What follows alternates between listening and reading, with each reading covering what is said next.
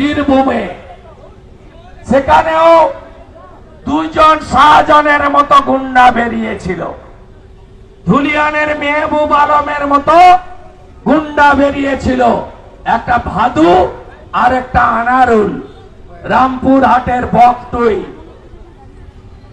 শিকল তুলে পেট্রোল দিয়ে আগুন লাগিয়ে 7 জন মুসলিম মহিলা, 4 জন মুসলিম বাচ্চাকে ছিল। কালিয়াগঞ্জ থেকে, ময়নাগুড়ি থেকে, মাটিগাড়া থেকে, সন্দেশখালী থেকে, আজকে সর্বত্র বাংলার মা বোন দিদি কন্যা কারোর কোনো নিরাপত্তা নেই। যে মুসলিমরা তৃণমূলকে দুয়াদ ভরে ভোট দেয়, ঝাঁক বেঁধে ভোট দেয়, মোদিজির ডেভেলপমেন্ট নেয়ার পরেও আমাদেরকে হিন্দুদের দল বলে তকমা লাগিয়ে দেয়। হিন্দু বুথে, মুসলিম বুথে, মুসলিম পাড়াতে, মুসলিম গ্রামে আমাদের পতাকা ঝান্ডা প্রচার করতে দেয় না। মমতা ব্যানার্জি 21-এ ছাপ্পা মেরে রিগিং করে 57 জন বিজেপি কর্মীকে খুন করে, 1 লক্ষ বিজেপি যুবকর্মীকে ঘর ছাড়া করে, মায়ের বোনের ইজ্জত সম্ভ্রম লুট করে ক্ষমতায় আসার পরে সবচেয়ে বড় উপহার মুসলিমদের দিয়েছিল। কোথায়? এই সেই সুনামধন্য কেষ্টমন্ডল বীরভূমে, সেখানেও 2 জন শাহজাহানের মতো গুন্ডা বেরিয়েছিল, ধুলিয়ানের মেহবুব আলমের মতো গুন্ডা বেরিয়েছিল, একটা ভাদু আর একটা আনারুল, রামপুর হাটের বকটুই।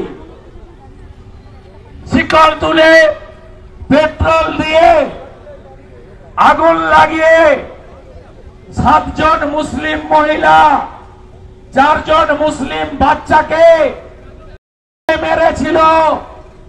মাননীয় মুসলিমরা শুনে রাখুন, সেদিন কিন্তু আপনাদের দিদিমণি যায়নি।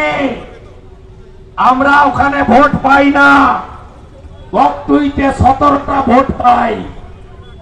আমি শুভেন্দু অধিকারী 55 জন বিজেপি এমএলএ নিয়ে আপনাদের মুখ্যমন্ত্রী পৌঁছানোর আগে আমরা পৌঁছেছিলাম।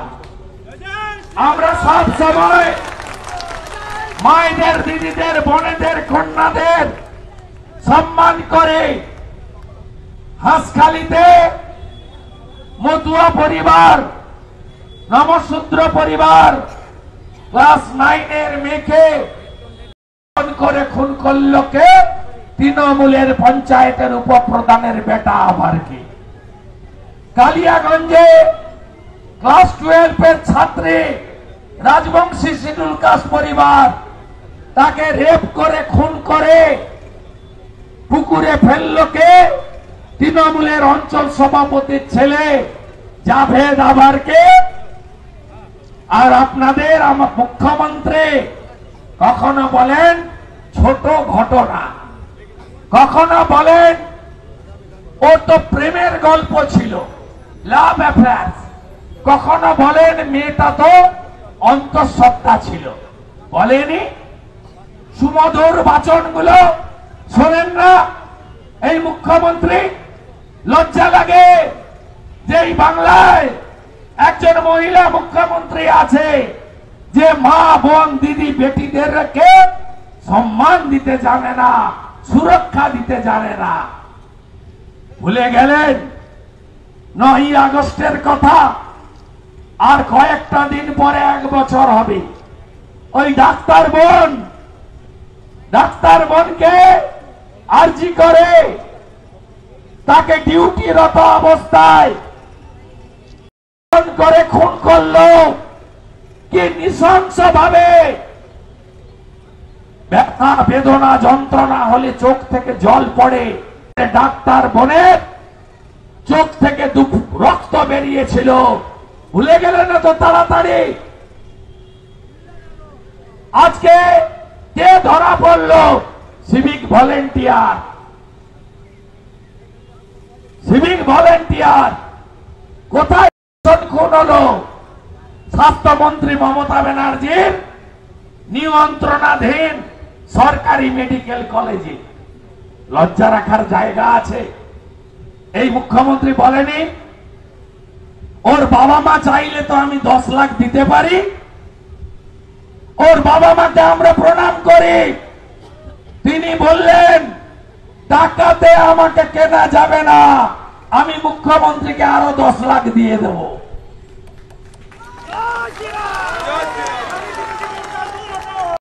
খুনের বিকল্প এইটা।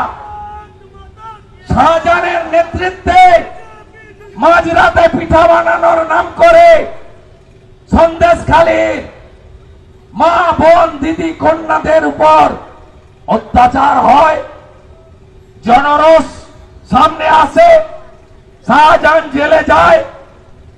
আপনি বললেন কি সন্দেশখালীর মা বোন দিদিরা 2000-এ বিক্রি হয়? বড় বড় কথা বলেন না। রেখা পাত্র হেরে গেছে। আরে রেখা পাত্র হারেনি, সন্দেশখালী থেকে রেখা পাত্র 7000 ভোটে এগিয়ে আছে। চুরি করে জিতেছেন। হাইকোর্টে মামলা আছে, রেখা মামলায় জিতবে। রেখা দিল্লি যাবে, দেখবি আর জ্বলবি, লুচির মতো ফুলবি। পদ্মা মন্ডলরা আছেন এখানে। 2019 8ই জুন 3 জনকে তুলে নিয়ে খুন করলো জামাই ষষ্ঠীর দিনে। আমরা কদিন আগে শ্রদ্ধাঞ্জলি সভা করেছি। একজন এখনো নিরুদ্দেশ, 2 জনের দেহ পাওয়া গেছে মৃত অবস্থায়। আজকে আপনারা দেখলেন অনুব্রত মণ্ডল, তিনি কে? তিনি মমতা ব্যানার্জির দক্ষিণ হস্ত, নাম তার কেষ্ট।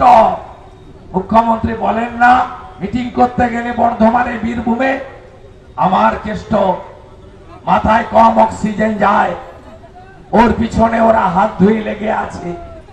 আমার কেষ্ট বীরভূমের বাঘ, ওকে বীরের মতো বের করে আনবো জেল থেকে। 2 বছর জেল খেটেছে।